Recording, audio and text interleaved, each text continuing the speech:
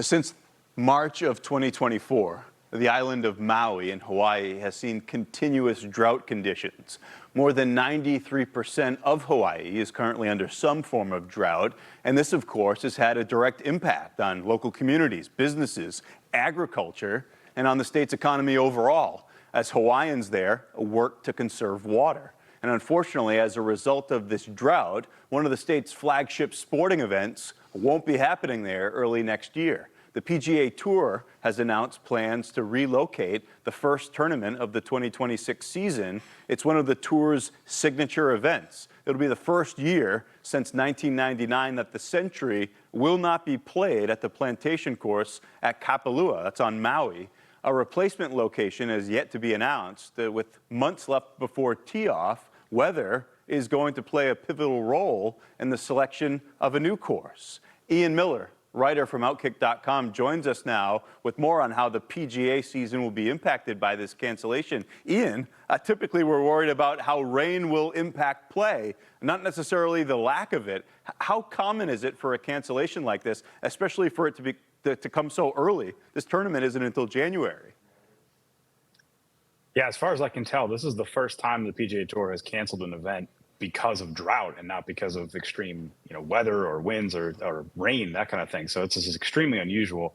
And it also does feel a bit aggressive. I understand part of the explanation from the PGA Tour for canceling it so early was that because Maui is a bit of a remote location, that the build out for the tour, the stands and transportation and vendors, things like that, it's a lot harder to get that stuff to Maui than it would be to get it to a traditional event in the continental US. So that's part of why they did cancel it so early.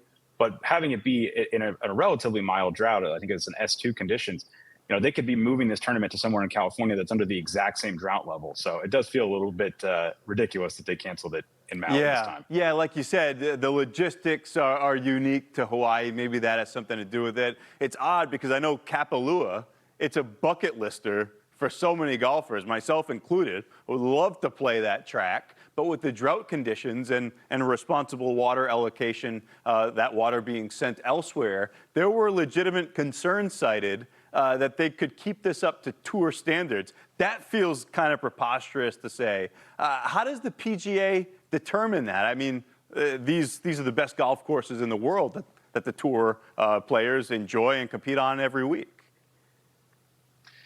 Yeah, it is difficult to say how they come to that determination. I do think part of it is just that they would prefer that these courses play in peak condition for the players. It's not like there's necessarily a safety hazard if the greens are a little bit drier than they otherwise would be. But there is some concern that with there's a lot of discussion around the quality of a lie that a player gets and how that can impact a tournament. And with this much money on the line, as you said, this is a signature event, so there's a big payout, big purse for these players that.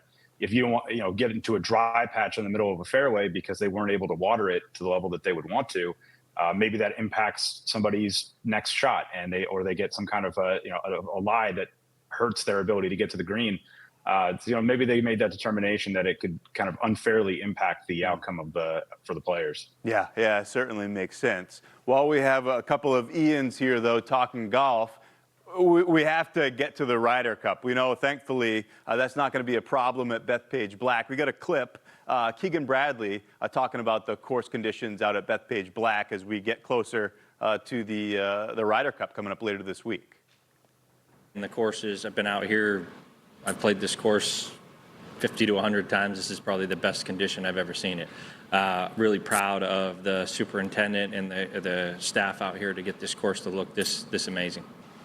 This place, as a New York resident, I'm lucky to have been able to have played this. For Keegan to say that it's in peak form, that's a scary thing. What are you most excited about with this Ryder Cup coming up? And do you have a prediction moving through the weekend? There's just so many fascinating storylines and subplots that are going to happen here. Rome, what happened in Rome with the Europeans kind of winning in dominant fashion. There was a lot of criticism of the U.S. team and their process. Hopefully you see some changes to that this time around. There's a lot of new players for the U.S. side. Cameron Young, JT Spawn, Harris English, Russell Henley, that kind of thing, compared to a European team that has basically not changed, almost entirely not changed since Rome. So you have this kind of veteran group versus a group of newcomers. Winning on home soil, the Europeans, it's very difficult to win these events on the road. Obviously, the U.S. team can kind of set up Bethpage the way they want, and clearly Keegan talking about it, seems like they're pretty happy with what they've gotten. So, again, can the U.S. kind of overcome their struggles with foursomes and the, this alternate shot format that they've had problems with in the past? I mean, this is going to be a really fascinating tournament to watch. I can't wait. Prediction-wise, I think the U.S. wins it. I really do. I hope so. Because you said it, it's a long wait in between Ryder Cups, and we got squished in Italy.